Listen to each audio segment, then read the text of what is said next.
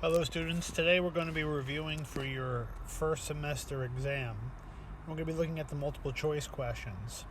And these first four are calculator evaluation questions, so we're going to be doing these right on the TI-84 graphing calculator. For the first one, 256 raised to the negative 3/2 power. Be sure to use the exponent power,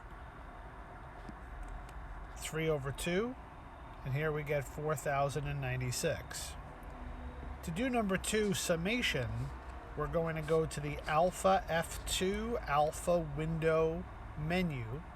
Some of the newer calculators have a lot of different options. Some of the older ones just have a few options, but summation is number 2. Be sure for your variable x, you use your x button. And you enter your expression in exactly what you see. So here we're going to be left with letter D, 493. For problem 3, we're going to be converting 4 and 11/25 to a decimal. So first we're going to go to our alpha y equals fraction template, alpha F1. And then we're going to choose option 2 for the mixed number template because they're giving us 4 and 11/25. We're going to convert that to a decimal by then pressing math. And then option 2, and here as a decimal we get 4.44. For number 4, again we have mixed numbers, 3.5, 9.25. So again we're going to go to our alpha y equals and go to option 2 for mixed number, and you just simply enter your expression in as you see it. So we're going to be left with letter A, 14/37. Our next few problems deal with one of the major topics in precalculus, polynomial functions. And for number 5, find the maximum number of roots. Well, one of our rules said that the maximum number of real roots is always equal to the degree, the highest power of the variable that we see. So here, since we were given a third degree function, our maximum number of real roots is going to be letter C, 3. Number 6, determine the behavior at the extremes, what the graph is doing on the far left and the far right. And I graphed this function in the standard view, and you see how this graph, if you trace it going to the left, goes down, and if you trace it to the right, goes up. So here our answer is going to be letter C, to the left down, to the right up. Now as far as the rule goes, to determine the behavior at the extremes, we look at the degree and we look at the lead coefficient. Well, we already said we have a third degree function. 3 is an odd number, meaning it has an odd left and right hand behavior. So it's going to be doing something different. So it's either going to be going down on one side, up to the other, or up to the one side and down to the other. So we can already eliminate answer choices A and D because 3, our degree, is an odd number. Here our lead coefficient is +7. That's a positive number. So odd positive functions, they do letter C, to the left down, to the right up. For number 7, find the y-intercept. The way we find the y-intercept is we always go to our table and we start off for our x value at 0. So here our y-intercept is going to be letter C, 0,8. For number 8, to find f of 9, again we can just go right to our table and find the value of y when x is 9. And here our answer is going to be answer choice A, 4,580. For problem number 9, we now have to find the point of intersection from our function and this new equation, 36 minus 3x. So I entered in 36 minus 3x into y2, and I noticed that the line only appears in the standard viewing window in the upper right-hand corner. So what I had to do was first zoom out to see the actual point of intersection which occurred. And recall, to find points of intersection, we're going to press second and then go to trace for calculate. We're going to go to option 5, which is for intersect, and then we're going to press enter 3 times. So you go to option 5 and just press enter 3 times. And the point of intersection turned out to be the point 2, 30, or answer choice B.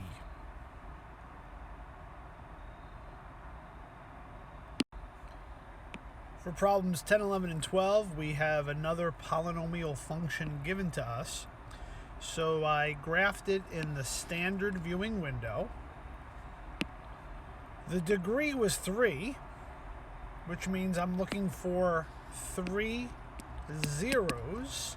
And I noticed in the standard viewing window, all 3 zeros occurred. So I could answer number 10 from the standard viewing window. And it said, which of the following is not a 0? Well, here's answer choice A, -2, 0. Here's answer choice B, 0, 0. Here's answer choice D, 4, 0. So it looks like our answer is going to be letter C, which is not a 0. Now we want to find the x-coordinate for the relative minimum. And I noticed the relative minimum wasn't on the standard viewing window. So again, I zoomed out to get the viewing window to show the minimum. And what I did was I went to second and then trace for calculate. Option 3 for minimum. My minimum is this low point. So I moved the cursor to the left of the low point for my left bound and I pressed enter. Then I moved my cursor to the right of the minimum and I pressed enter. And then for guess, I pressed enter. And here the x value for the minimum, 2.43, or answer choice A. Now I'm just going to repeat the process for finding the relative maximum. I'm going to go to second and then trace, and now I'm going to go to option 4 for maximum, and I'm going to repeat the whole left bound, right bound process. So the x value for the relative maximum turned out to be answer choice B, -1.1.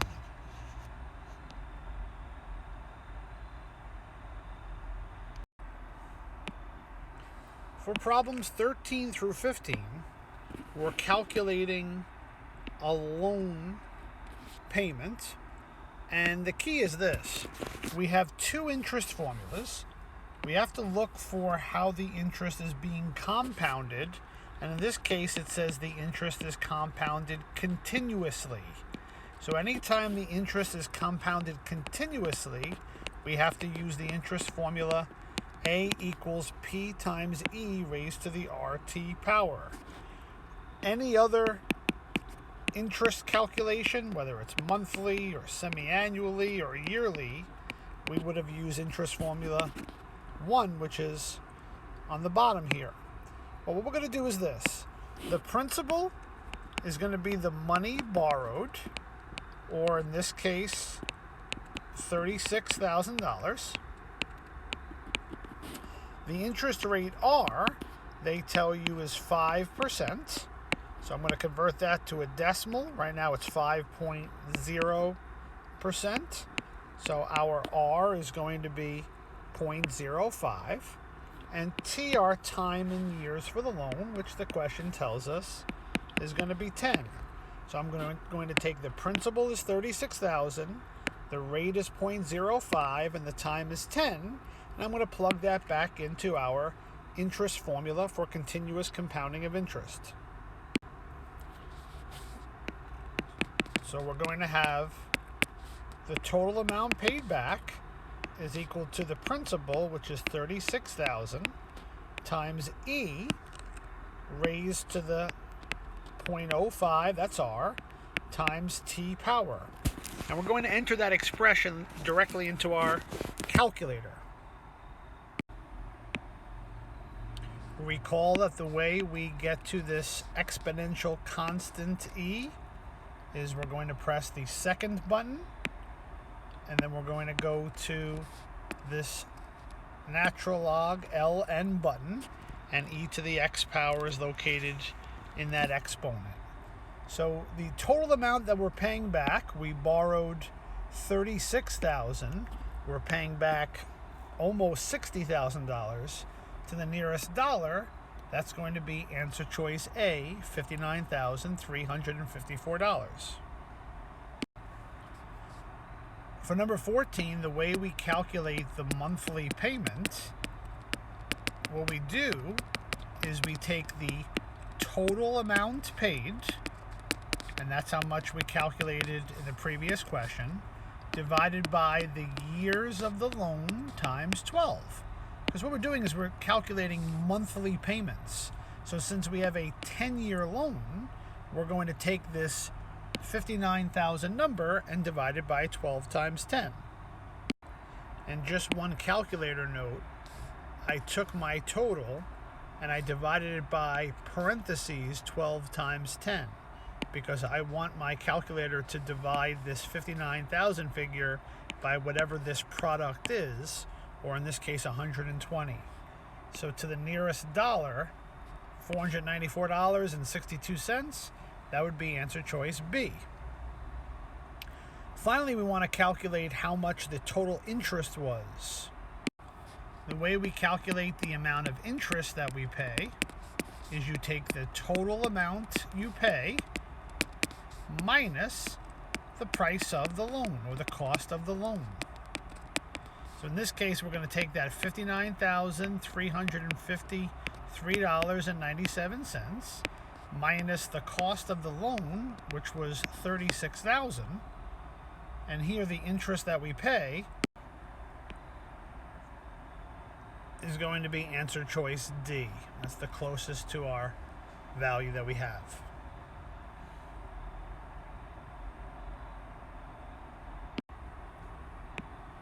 For number 16, $20,000 is invested for 8 years at 4.2% compounded monthly. Well, compounded monthly, that tells us we're going to be using our first interest formula. A equals P parentheses 1 plus R over N, close parentheses, raised to the N times T power. The principal is going to be the money invested, so in this case, $20,000. The interest rate R, you're told in the problem, is 4.2%. So I'm going to move the decimal point 2 places to the left. So our R is 0.042. The time of the years, you're told, is 8 years. And N is the number of compoundings per year. N in this case is going to be 12, because it says the interest is compounded monthly. So we're going to take those 4 values and plug them back into our formula.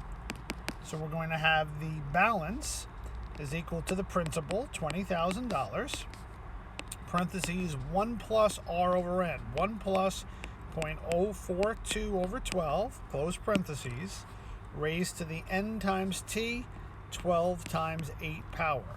And we're going to enter that expression into our calculator exactly as we see it.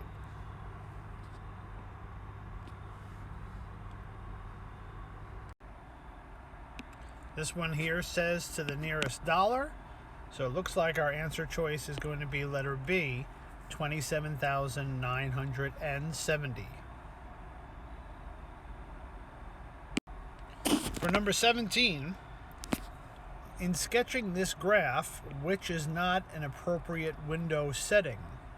Well, I graphed this equation in the standard view, and you notice that it's missing this maximum point, and in order to adjust and see the maximum point, we're going to have to adjust the Y max of our viewing window. So in this case, we need to adjust D.